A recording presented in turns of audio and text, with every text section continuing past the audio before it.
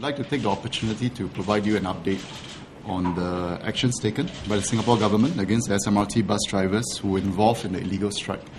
I believe my colleagues have just handed out to you the press statement, so the details of the precise actions and so on have been given to you.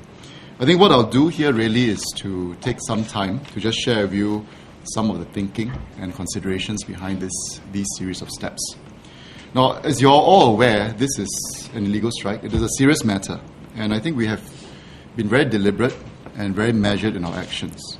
I think the government has taken into account the roles that the bus drivers played in the strike action, and also the recalcitrance of the bus drivers who had participated in the strike on the second day as well, despite our efforts to persuade them to abort their plans and to return to work the following day. Obviously, as we all know, some of them have acknowledged and have returned back to work, but there were a number of them that continue. So while we acknowledge that many of these bus drivers did participate in the strike in the heat of the moment, their actions remain illegal. So investigations have been carried out extensively and thoroughly and in due accordance to the law. We also sought to ensure that all this was done in a fair, a balanced, and a measured way, while ensuring firm action against those who broke the law, because it was important to preserve Singapore's industrial harmony and I think to maintain the tripartite relations that remains a hallmark of our industrial landscape. The conduct of illegal strikes by the SMRT bus drivers disrupted public transport services and also our industrial harmony. Now, foreign nationals need to abide by the laws of their host countries. Singaporeans who work and live abroad are expected to do the same. And we recognize that there are various grievances raised by the workers, and at the same time, MOM has called on SMRT to fully address these issues, and I'll elaborate more on that later. So the main message is this: foreign nationals have to abide by the laws of the host countries. So anyone operating in Singapore will have to abide by these laws, just as we expect Singaporeans to do the same when they're abroad. So laws must be upheld. The government will have to take firm action against any illegal strikes, regardless of the nationality of the workers and of the strikers. Workers, whether local or foreign, who go on illegal strike in Singapore will clearly violate the law and will face the consequences of their illegal action, just as these SMRT drivers. And as with all incidents involving foreign nationals, we would, as part of protocol, keep the foreign embassies informed. And in this case, we have done the same with the PRC embassy. They are aware of the situation. We have explained to them the need to deal with the matter in accordance with the law, as what their workers did was clearly illegal and not acceptable. So this is really not just a labour dispute. It is an illegal strike as well. So the individuals who are to be prosecuted, and there will be those who will be repatriated, and all of them will be accorded due process of the law. And we will continue to work closely with the PRC embassy to render them any assistance as is needed. Now, I think it's important for me to also comment on the state of labour relations. Now, we all recognize that what the workers did was wrong and it's illegal. However, I think it's very important to emphasize that SMRT as the employer really could have been better in actually managing the labour grievances and concerns. Now, we have met and spoken with SMRT senior management to fully address the outstanding issues, including the labour grievances raised by the workers. In fact, my officers have been working closely with SMRT throughout the period of this incident, trying to manage the issues on the ground.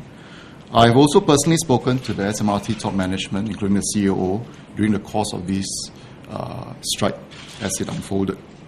And basically, I registered quite clearly my concerns with them about how the issues were managed, the concerns at hand, and they have assured me that they are looking into these issues. And I believe the CEO had issued some statements today.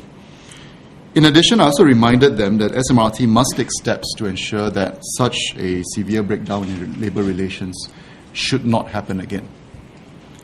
I've received a commitment that the company are already taking steps, and I believe some of this are in the process of being executed, and to make sure that labour relations are improved and to continue to do so, and where possible to bring in the unions to be involved in the process as well.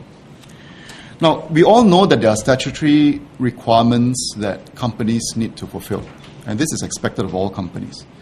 But there are also many non-statutory practices which, frankly, any good company should have to fulfill as well. And these include how you manage your staff, your employees, how you engage them, how you look after them, looking after their welfare. And this includes both local and foreign employees. And frankly, it is common sense.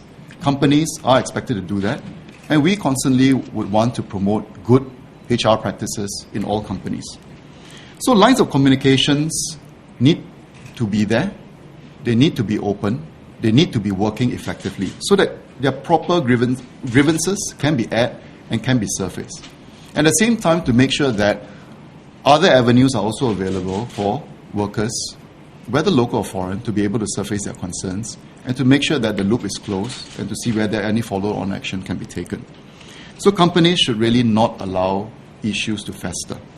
And I think this is probably a good and timely reminder for not just SMRT, but I would suggest that all companies and all management to really reflect about their own management practices, the way they engage, the way they look after their workers. And again, I stress, it is not just about foreign workers. It is about our own local workers as well.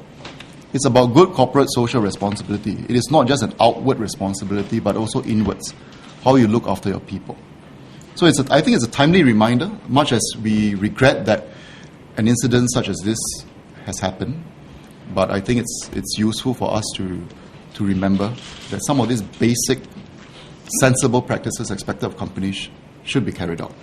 And I understand that Singapore National Employers Federation, or SNEF, will be issuing a timely advisory to its members sometime next week.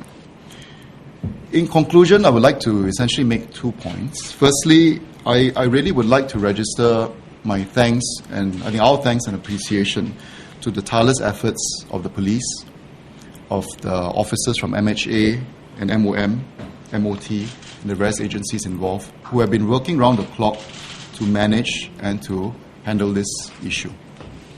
I would also like to thank, I think, the SMRT bus drivers and other bus drivers who have come on board to carry out the responsibilities that their fellow colleagues have neglected to carry out as a result of being on strike. And with the repatriation, I think many of them will continue to help fill some of these gaps. I think Josephine later will share with you some of these perspectives. But the final point really is to say this. I think every day there are many, many bus drivers out on the roads, whether local or foreign, that continue to work hard, diligently and conscientiously discharging their duties every day, ferrying Singaporeans to and fro. There are many workers and employees out there, again, whether Singaporeans or foreigners, who play an important part as responsible workers, as members of society, contributing in many ways which we often take for granted.